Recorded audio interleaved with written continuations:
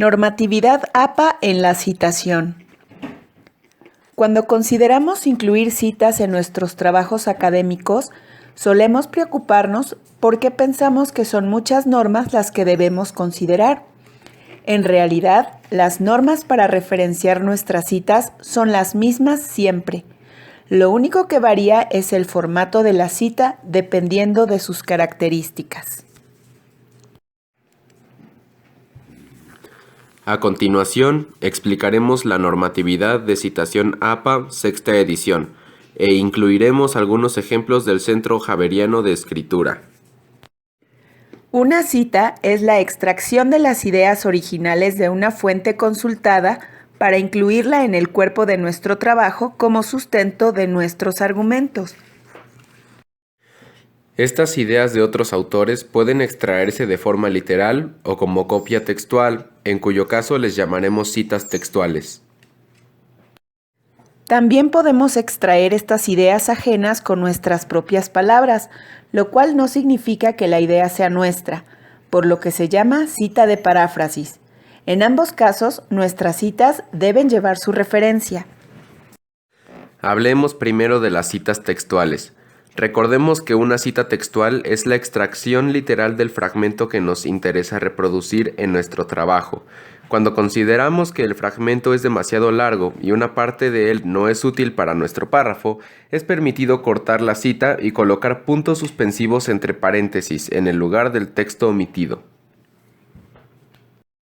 Cuando la cita textual tiene menos de 40 palabras o es de máximo 5 líneas, se coloca inmersa en el párrafo entre comillas.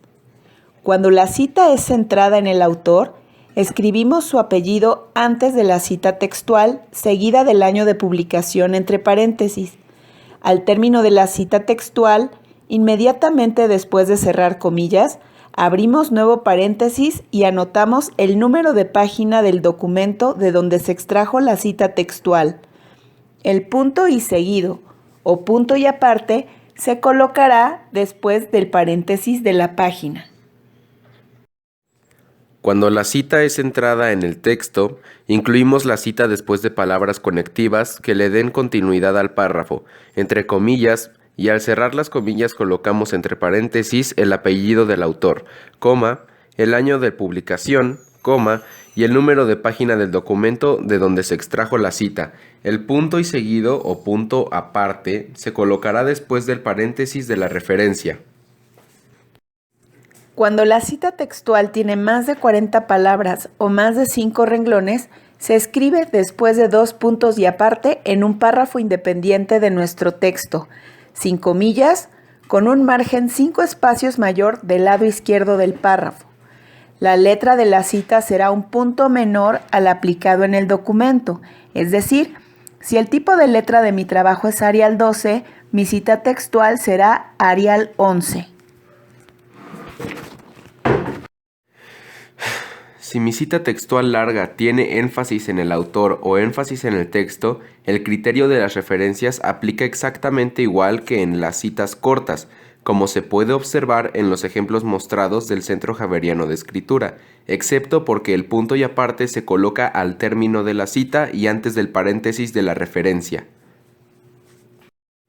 Citas de paráfrasis. En las citas de parafraseo se utilizan las ideas de un autor, pero con las palabras propias del escritor del trabajo. Los datos de referencia que deben llevar este tipo de citas son el apellido del autor y el año de publicación. Igual que las citas textuales, las referencias de las citas de paráfrasis pueden variar según el énfasis que se haga en el autor o en el texto. Si la paráfrasis es basada en el texto, se anota completa la idea parafraseada y al final de esta se coloca el paréntesis con el apellido del autor y el año de la publicación. Después del paréntesis se anota punto y seguido o el signo de puntuación adecuado a la coherencia del párrafo. Si la paráfrasis está basada en el autor, primero se menciona su apellido, seguido del paréntesis con el año de la publicación de donde se extrajo la cita. Después se escribe una palabra o frase que dé continuidad al párrafo y al final la idea parafraseada.